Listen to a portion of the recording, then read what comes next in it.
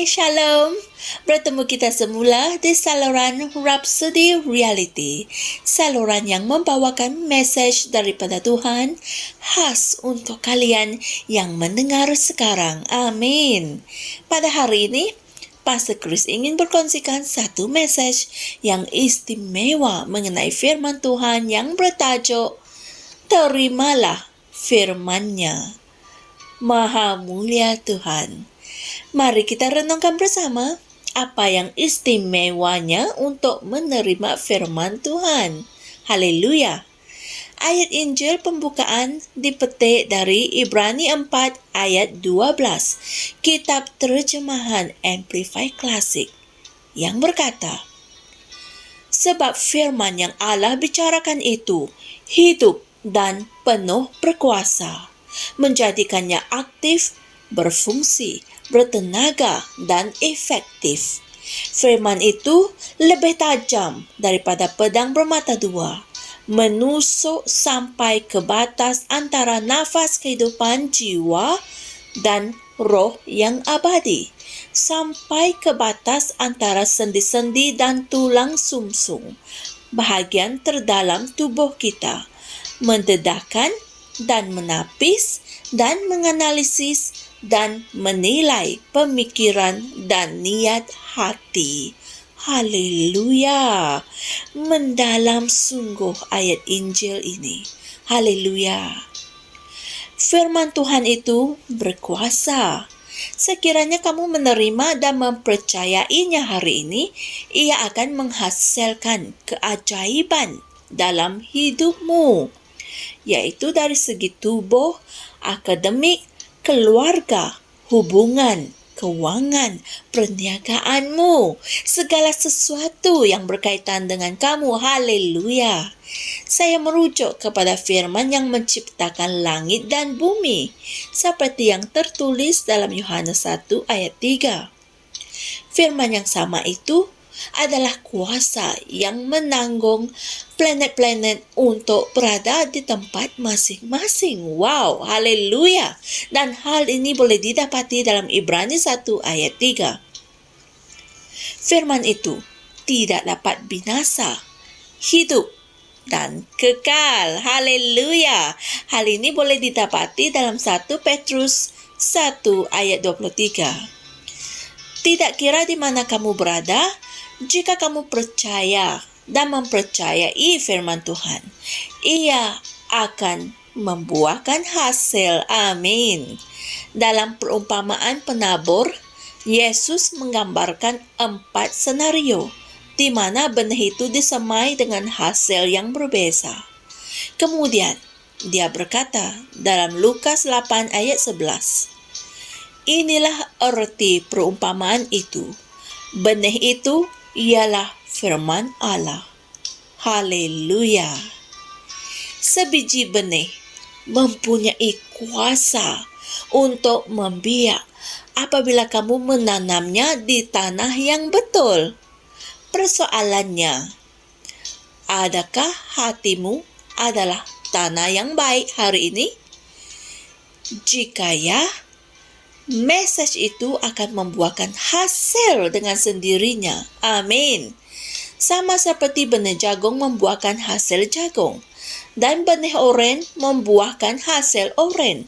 Maka firman kasih, harapan, iman, kuasa, kemakmuran, kebenaran, kekuatan, fikiran dan tubuh yang sehat yang saya bawakan kepada kamu setiap hari dalam buku kebaktian ini akan membuahkan hasil dengan sendirinya dalam hidupmu. Haleluya, jika kamu menerima dan mempercayainya. Amin. Ia akan mengisi hidupmu dengan manifestasi Kristus. Amin. Dalam Yeremia 4 ayat 3, Tuhan memperingati anak-anaknya. Bajaklah hatimu yang keras itu. Kalau tidak, benih yang baik akan terbuang di antara semak duri. Inilah firman Tuhan. Saya, yaitu Pastor Chris, ingin menyampaikan peringatan yang sama ini kepada kamu hari ini.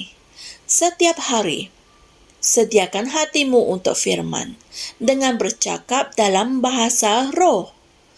1 Korintus 14 ayat 4 berkata, siapa yang berkata-kata dengan bahasa roh, dia membangunkan dirinya sendiri. Puji Tuhan.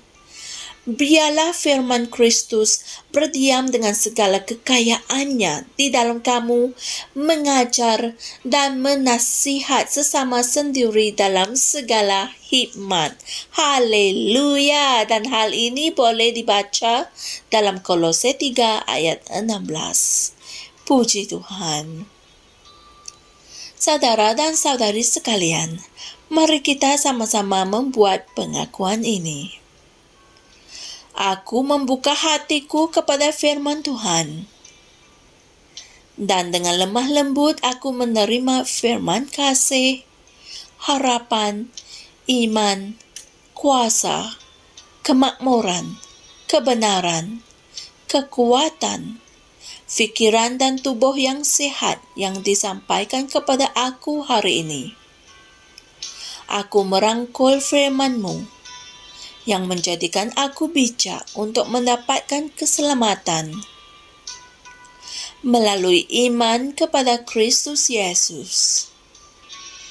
Aku hidup dalam sukacita, kesehatan yang baik, damai sejahtera, dan mengalami kemenangan hari ini, kerana aku hidup berdasarkan firman.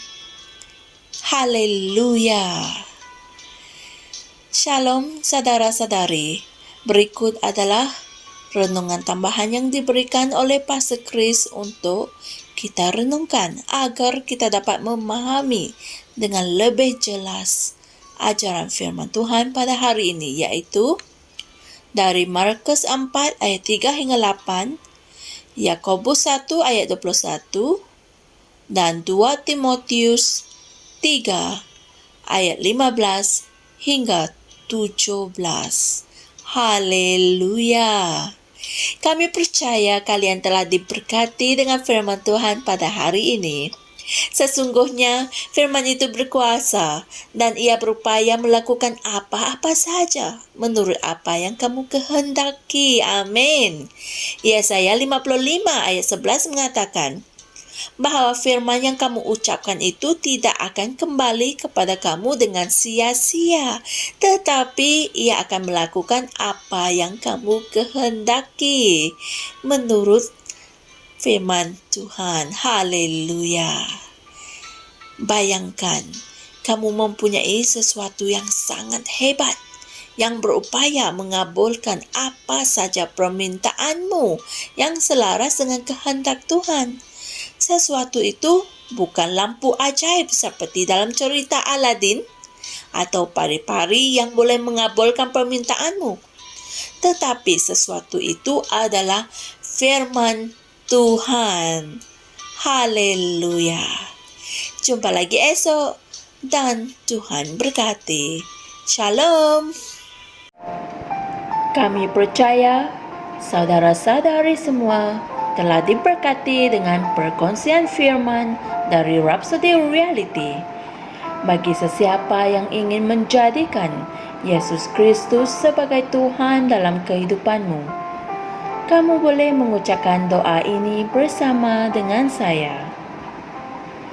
Ya Tuhan Allah, aku mempercayai Yesus Kristus, Anak Allah yang hidup dengan sepenuh hatiku.